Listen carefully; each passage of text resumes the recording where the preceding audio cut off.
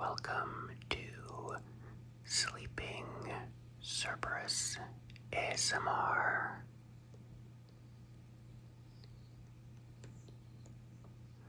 And today we're going to be looking at my PlayStation 2 games collection.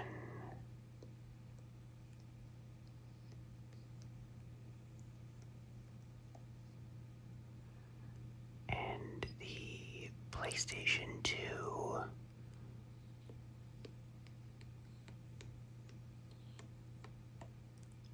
is right up there with the Xbox 360 for my favorite non-Nintendo system.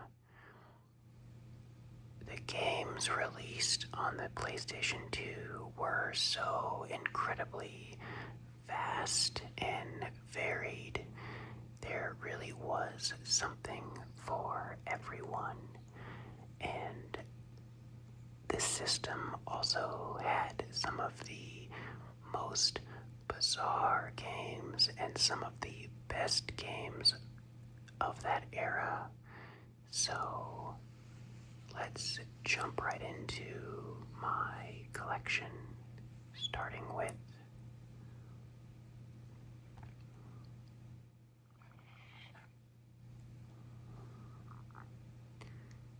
Katamari Damacy. And now this is definitely one of the bizarre games if you've never heard of it.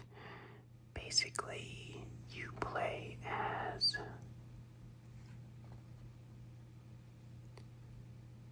the prince, this little character here, and you roll around your Katamari, and as you roll it around, you collect objects in increasing size to eventually roll up buildings.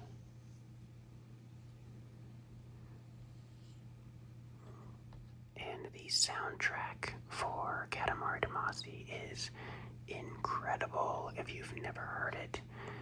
This was re-released on Steam, so you don't need a PlayStation 2 to enjoy the incredible, bizarre antics that can be found in this game.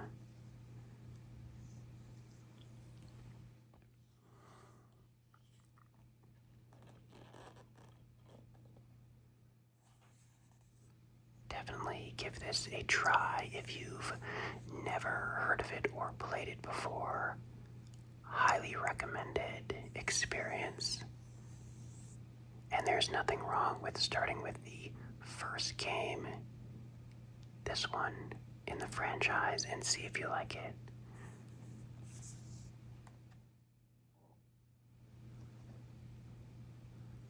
Next up we have Okami, which I know I've talked about in length in other videos, but a quick recap is this is a Legend of Zelda style game where you play as this character Amaterasu, and it is in this gorgeous watercolor style aesthetic.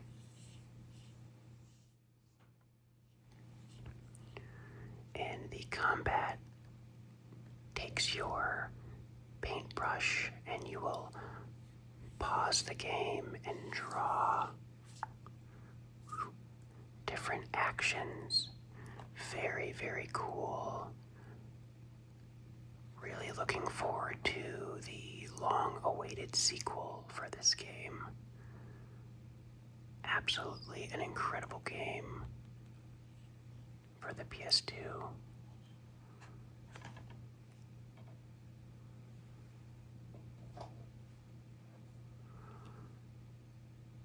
Next up,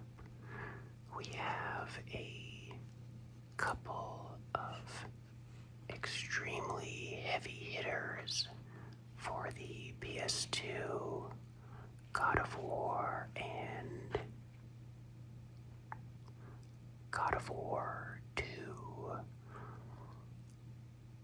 I still can't believe how incredibly amazing these games look on the PS2. Incredibly talented studios that were able to draw out every ounce of power out of the PS2.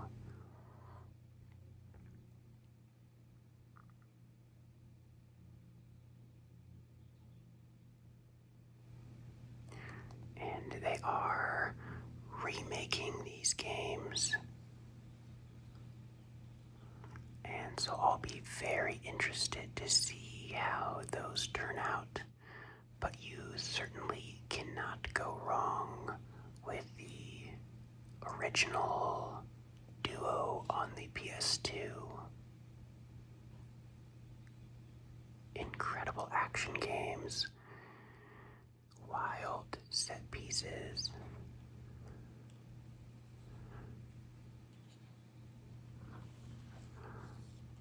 So, just incredible. Never had really played games like this before. The PlayStation 2, it was really a kind of new style of combat and the enemy design with the different gods that you were fighting.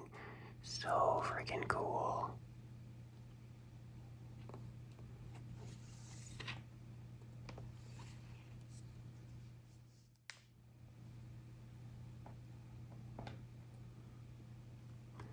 Okay, changing gears a little bit to the more family-friendly style is Klonoa 2. I feel like this is a bit of a hidden gem of a franchise.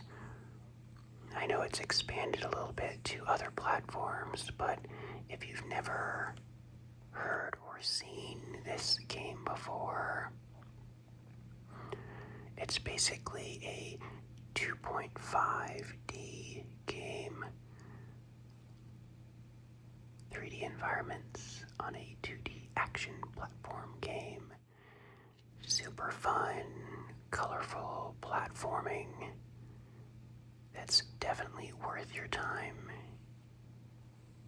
if that sounds interesting to you.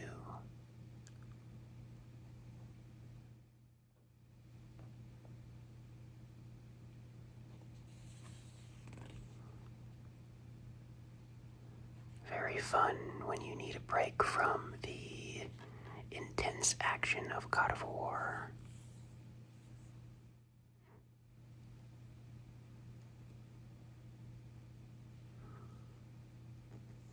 Okay, more.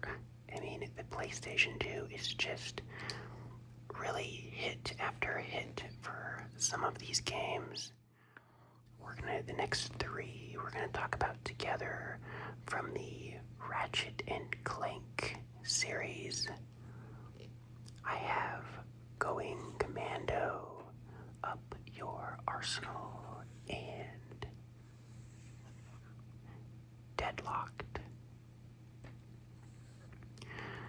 One of my favorite things about the Ratchet and Clank series are the weapons that you can get and upgrade. They certainly had a lot of fun with the titles, Going Commando and Up Your Arsenal. A little silly, but incredible games.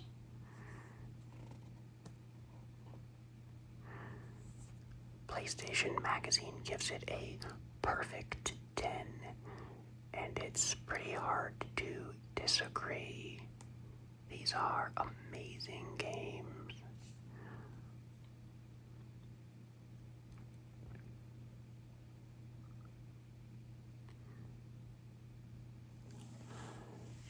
So many incredible franchises got their start on the PlayStation 2.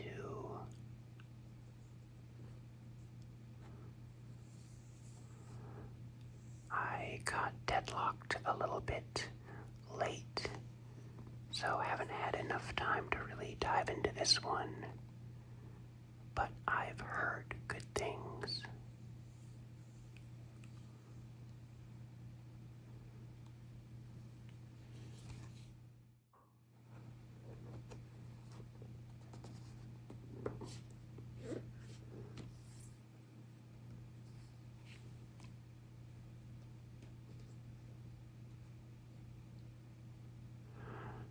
Okay, now we have some of my personal favorites.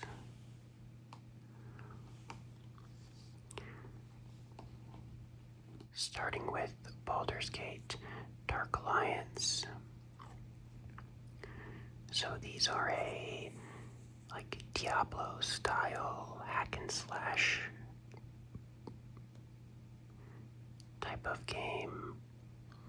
And I know they're not the deepest games in the world, but something about them really resonates with me, and there's something so satisfying about turning off your brain for a little bit and fighting some skeletons or what looks to be one of the new main characters in the next God of War game. That is actually hilarious. Hey, Frank. And going around and then picking up your next glowing sword or morning star was so cool. And then the sequel, Dark Alliance 2, with even more new stuff. I remember this one was a little bit expensive for me to get. I don't know if it wasn't very popular or maybe they didn't print enough copies, but Dark Alliance 2 was kinda pricey, but still worth it for me because I just love these games so much.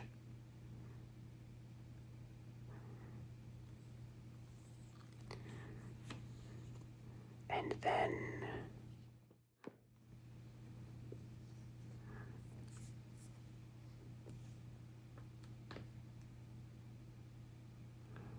we have the Champions of Norath and Champions Return to Arms. So basically more of the same style of game, but that is a-okay with me.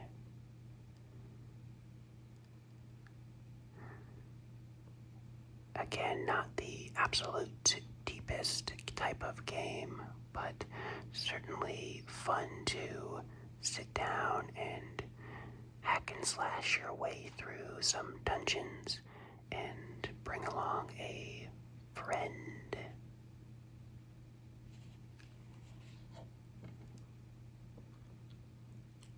Yeah, I can't really get enough of these games.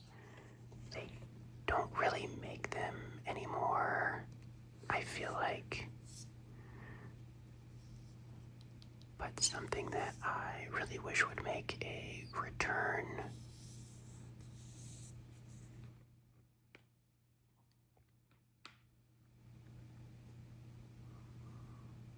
Okay, moving on to the next stack. We have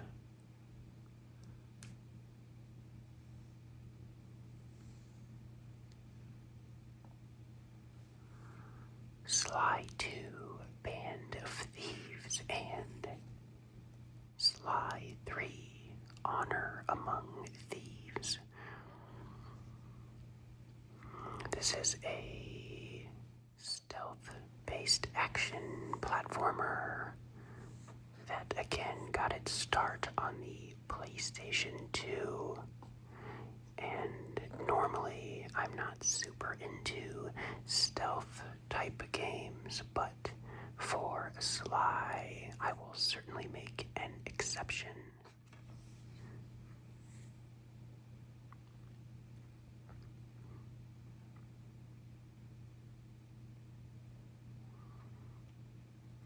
And this one was interesting because you could experience all the action in 3D.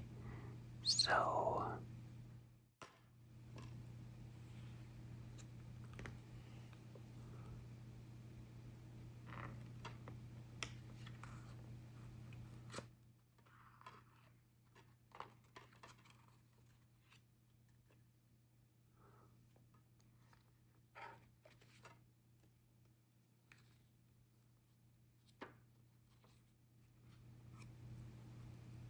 there they are.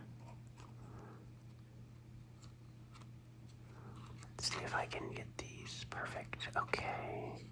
So they came with these cardboard 3D glasses, and you can just tell that these are the highest quality. It doesn't, dig into your nose at all.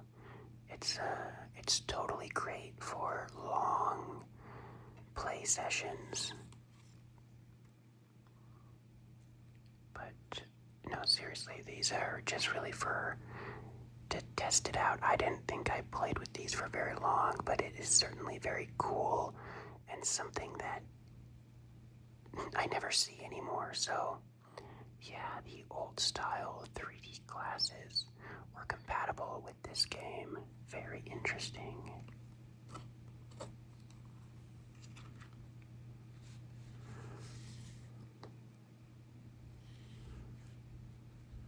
We got double manuals here, multiple languages.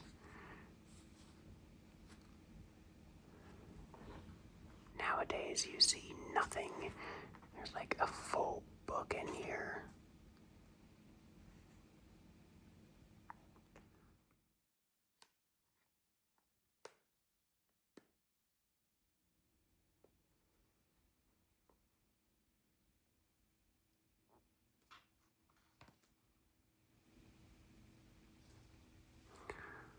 Okay, another series that got really popular on the PS2, we have Jak and Daxter.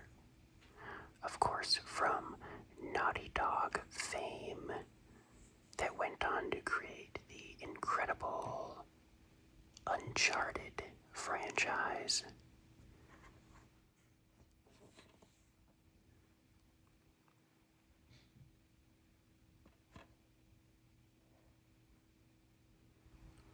Some really interesting characters and platforming in this series.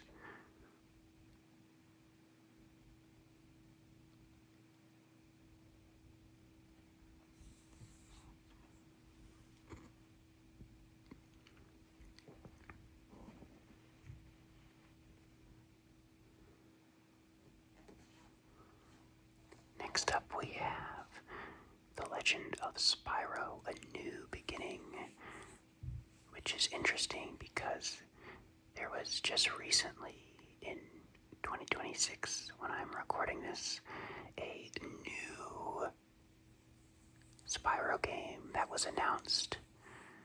It had been a while since there was anything new from Spyro, so very exciting.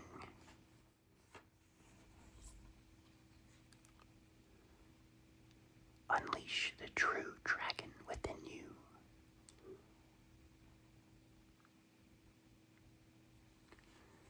Very happy to see Spyro making a comeback with some new games. This one is notable because it certainly had some pretty huge voice actors: Elijah Wood, David Spade, and Gary Oldman all making an appearance.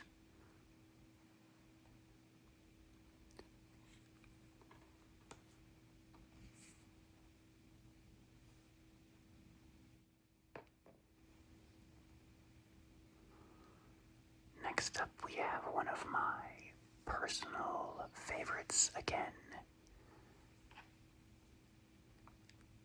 Psychonauts by Double Fine. A really interesting platforming game where you enter the minds of different people to uncover the conspiracy. If you've played this, you definitely remember the meat circus at the end.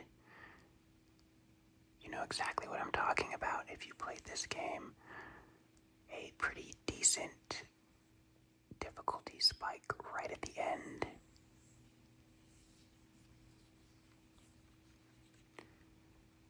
But it's super fun, and the main character is voiced by the same actor who did Zim from Invader Zim, so just super awesome voice cast on this one as well. We had to wait a long time for Psychonauts 2. Ideally, it won't be quite as long to see more of it, but still happy we got a sequel. I'll take it.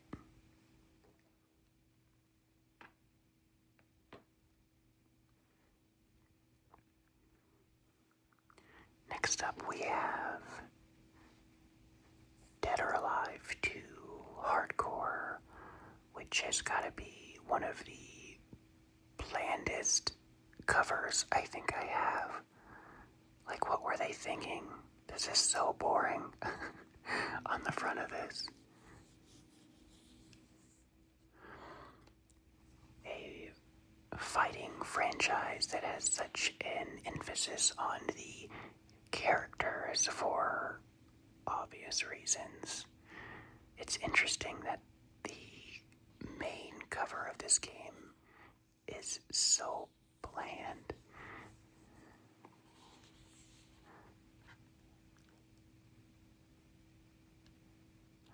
You do see some of the characters, but they're faded into the background. A very interesting decision.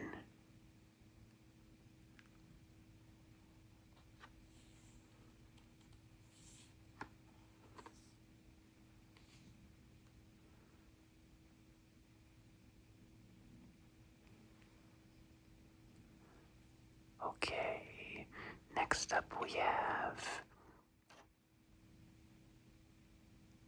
a couple of games that are typically on the list of the best PlayStation 2 games, with Metal Gear Solid 3 and then the Subsistence version of the game.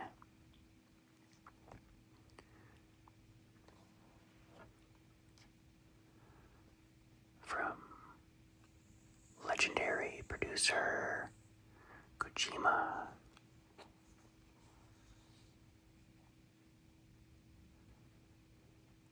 I still remember when Snake was introduced for Smash Brothers. That blew my mind. I couldn't believe what I was seeing. That really opened the door for me for what was possible.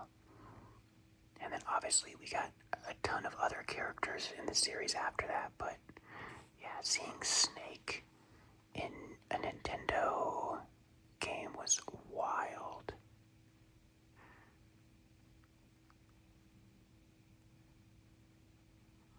Some really good games here.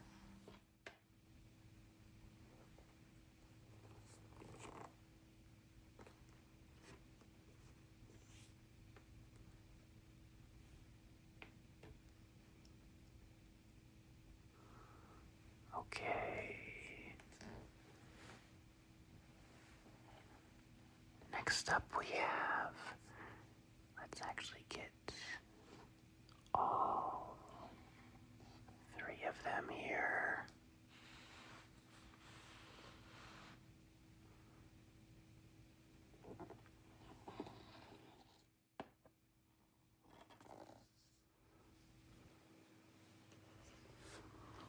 So, the Devil May Cry series, another banger of a series, getting its start on the PlayStation 2.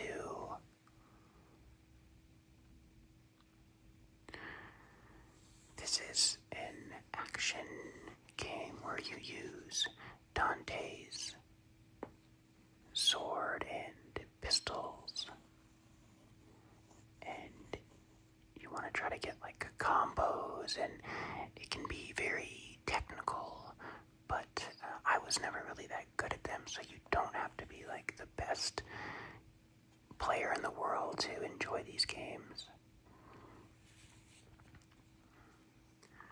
And I know this series had a bit of a bump in the road here with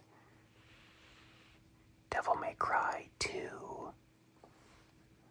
which, funnily enough, was actually my first introduction into the Devil May Cry franchise. I saw this at a friend's house, and I didn't know, any better, so I was like, well, this looks pretty cool to me. So I didn't really mind that this was a little bit of a departure from the first game. But then, finishing the original trilogy incredibly strong was Devil May Cry 3.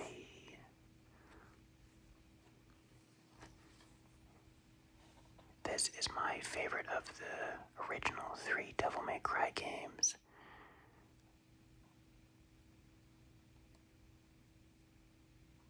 It had some really cool, action-y cutscenes that, were basically like a movie on its own. Very cool.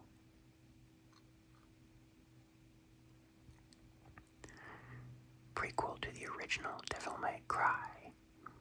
So I think they were trying to kind of like, well, don't worry about Devil May Cry 2 right now. We're talking about a prequel to the one that most people liked more. Yeah, Capcom has just been on a roll, I feel like, for quite some time. And modern Capcom is still, maybe the best it's ever been.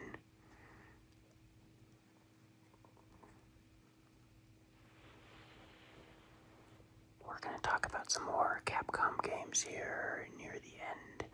But yeah, Capcom just knocking it out of the park.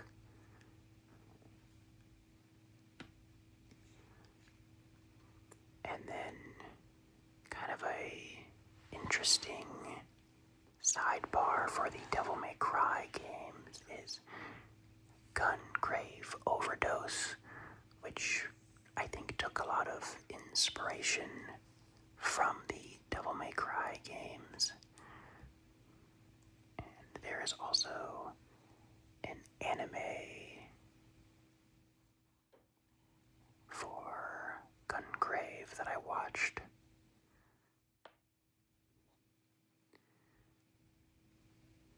Just kind of a fun action game. Not gonna set any records, but this came in the perfect time in my life to enjoy a game like this.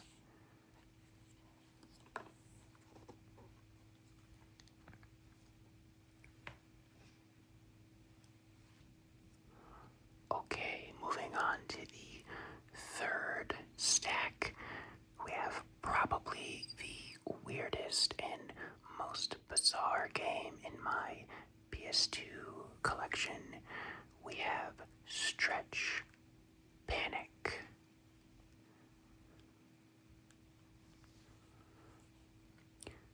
Reach out and stretch someone. From the award-winning developers Treasure. Featuring stretchicity, technology, grab and stretch. So if you've ever seen this game, there are certainly some inappropriate things, I feel like, in this game in particular, and it certainly gets its suggestive themes. IGN said it was the best of E3, the most innovative game. Very, very weird. I don't really feel like a game like this would ever get made and released on like official consoles anymore because of how bizarre it is and some of the what we're stretching and pinching.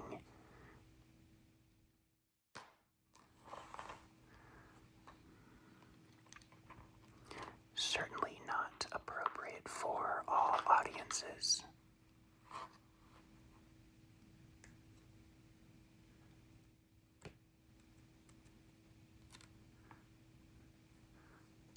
And look at this. This is so weird, you guys. This is such a bizarre game.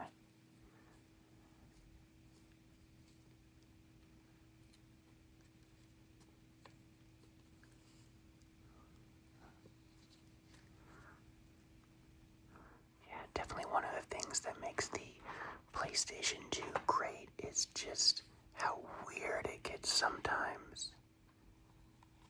I just think that's awesome.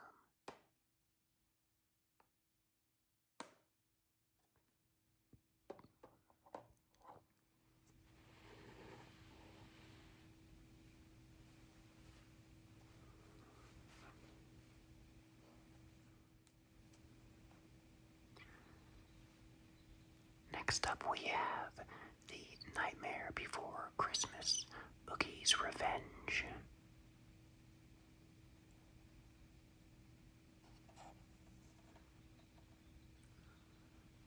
I definitely love anything Nightmare Before Christmas, so you know I had to pick this up. It was made by Capcom, so certainly had some of that Devil May Cry DNA in it.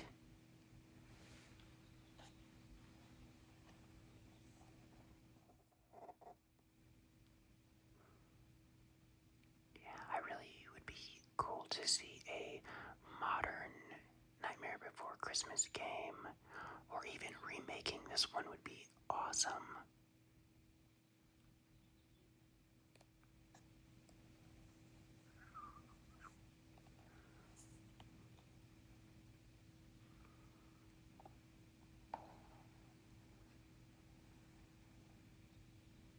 Alright, moving on, we have a trio of games from Atlus. And the one that I played the most out of these next three games is Odin Sphere, which I originally picked up because of how incredible this game looks. The art style is just, I mean, it looks incredible even to this day. Best RPG.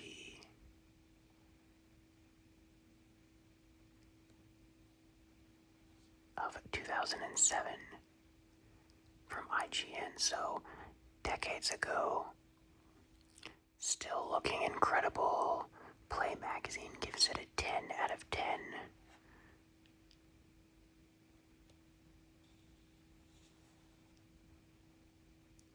Another 2D game, but the art design and the graphics are just, they drew me right into this game.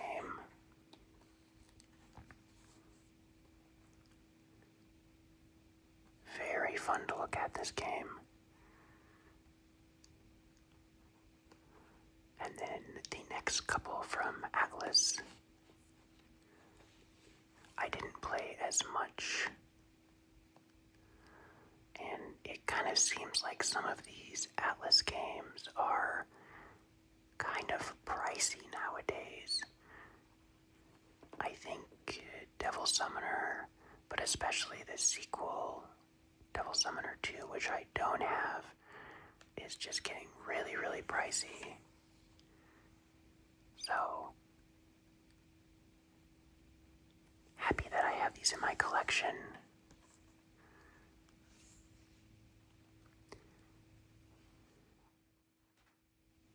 And then Eternal Poison.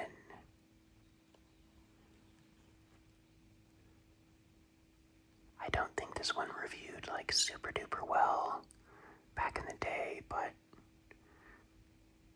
before I had a computer in my pocket, I looked at this and I was like, well, this looks pretty cool.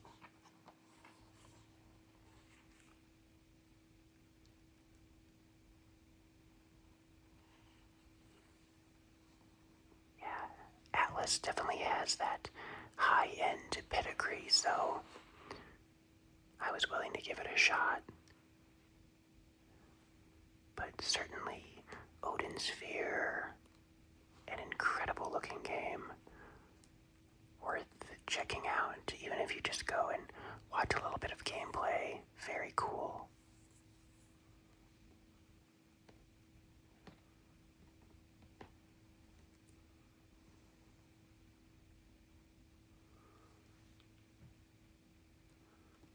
Next up, another bizarre kind of entry into the PlayStation 2 game library is Okage, Shadow King.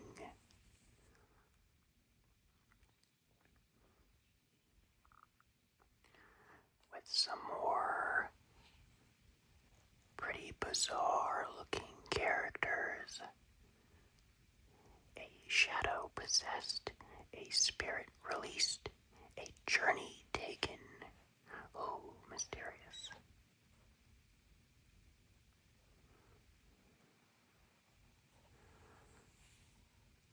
PlayStation 2 was such a great platform for any weird, interesting games and ideas that people had. I really love it for that.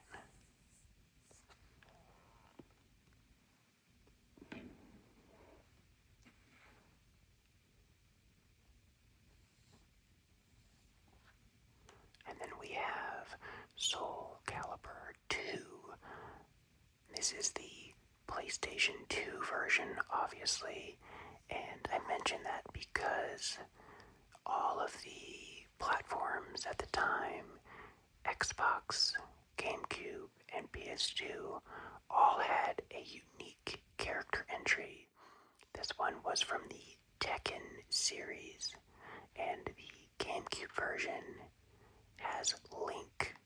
So I might be biased, but I think the GameCube version has the best guest character, but still pretty cool that they were trying to give a little bit of a unique spin to each version of the game. Very cool.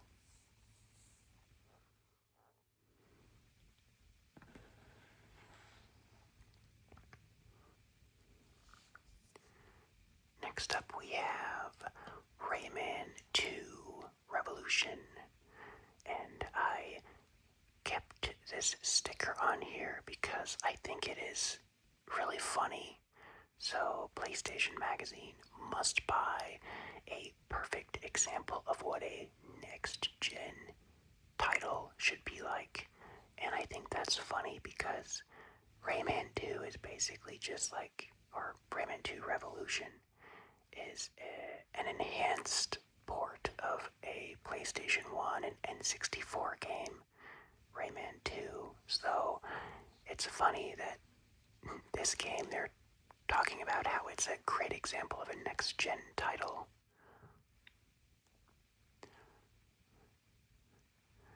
But yeah, jokes aside, this is possibly the definitive way to play Rayman 2. They really re-released Rayman 2 a billion times, so it's a great game. I really wish they would make some more 3D Rayman games. I liked the third one, and then it's been crickets ever since.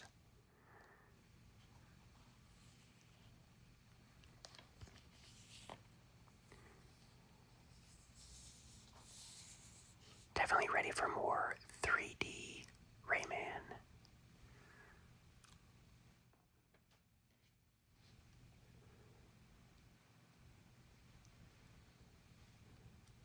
Next up we have Dragon Ball Z Budokai Tenkaichi 3. I think a lot of people will say this is one of the best Dragon Ball games ever released. It included just an absolute ton of characters. 150 characters.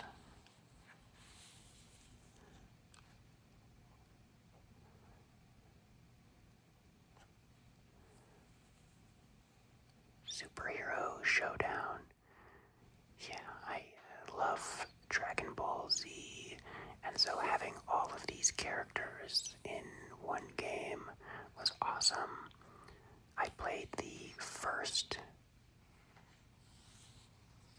Budokai game on the GameCube, but because of I think how poorly it sold, I had to get to this one on the PS2 because they stopped releasing a lot of the Dragon Ball Z games on the GameCube.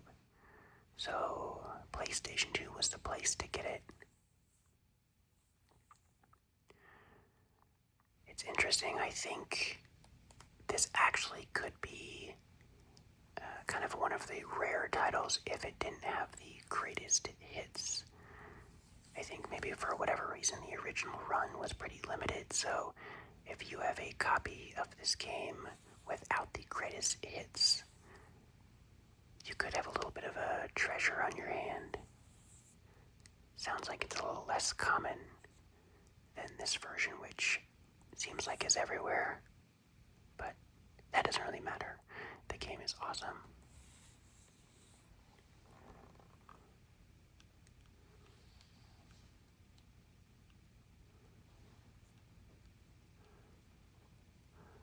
Next up we have Neopets, the Darkest Faerie, that I talked about in a bit more detail in a Neopets collection video. But a pretty interesting 3D platforming game where you get to explore some of the Neopets world and environments. Pretty neat. Something that I doubt we'll ever get a new one for.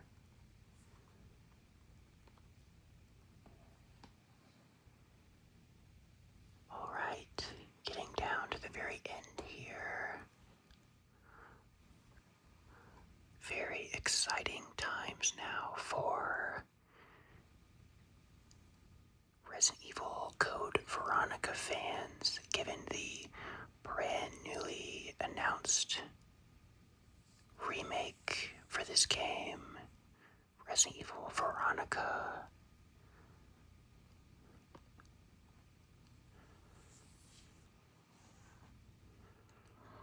This is certainly a cult favorite game in the franchise, so I'm really excited for all the people who have just been waiting and requesting a remake to this game.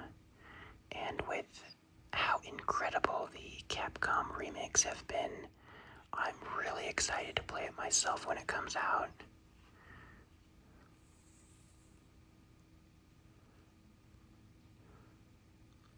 And then finally we have the PlayStation 2 version of Resident Evil 4. And this version is notable because they added the separate ways.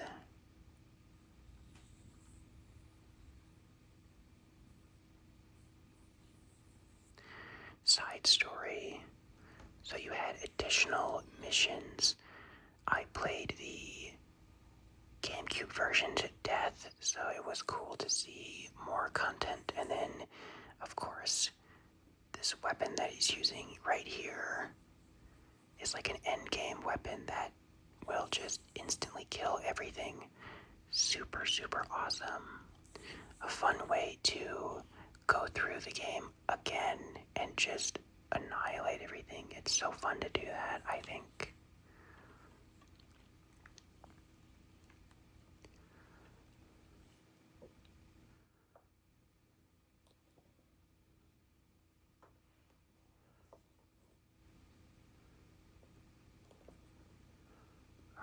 let's kind of get everything back.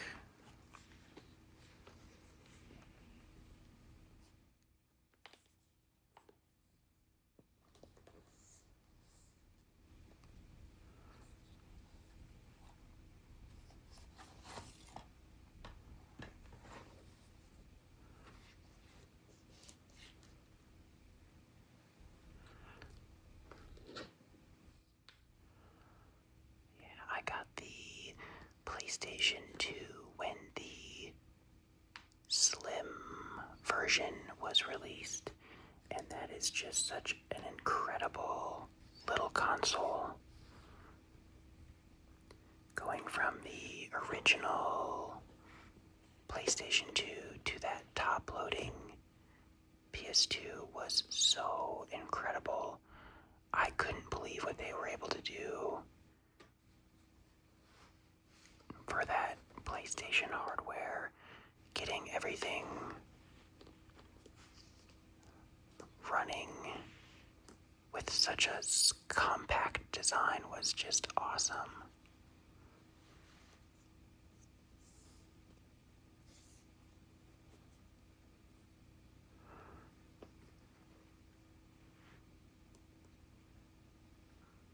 Okay, I've got them back into their 3 stacks, and just wanted to kind of call out some of the most bizarre and best games. And certainly when you're talking about the bizarre games, the top 2 that come to mind to me are Katamari Damacy and Stretch Panic. Very interesting games there. And then it's difficult to say the best games, but you certainly have to call out the God of War games.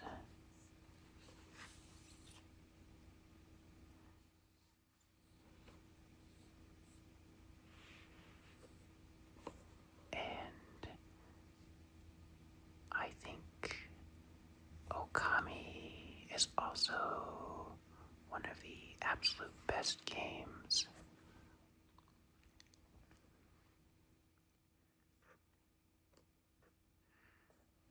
Okay, I've gotten them back into 3 stacks. It's been really fun going back through my collection of PS2 games. It really was home to some really fun, incredible, and also bizarre games like Stretch Panic and Katamari Damacy, while also being home to some all-time greats like God of War,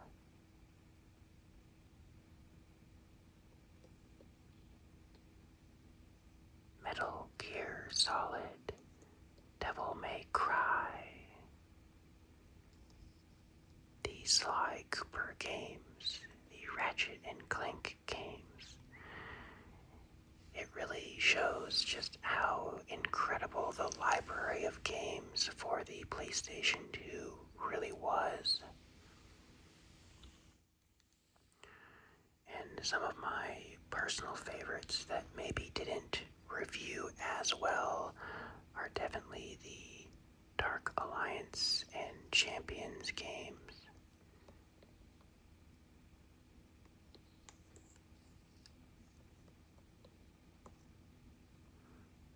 But it just really shows that there really was something for everybody on the PlayStation 2.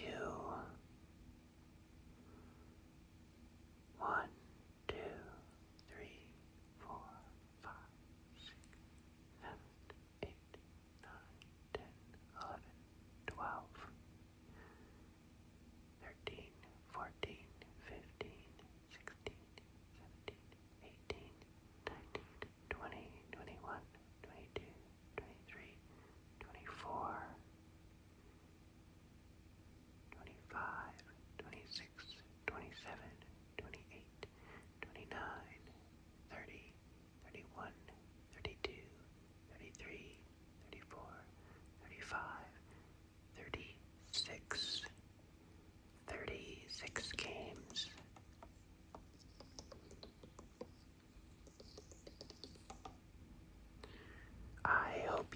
enjoyed this look at my PlayStation 2 collection.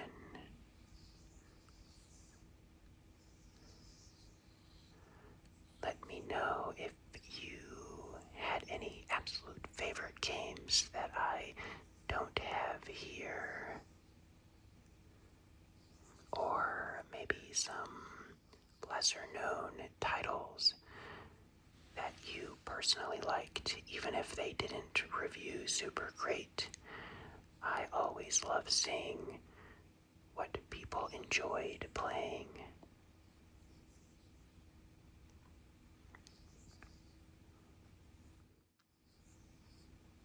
So, until the next one,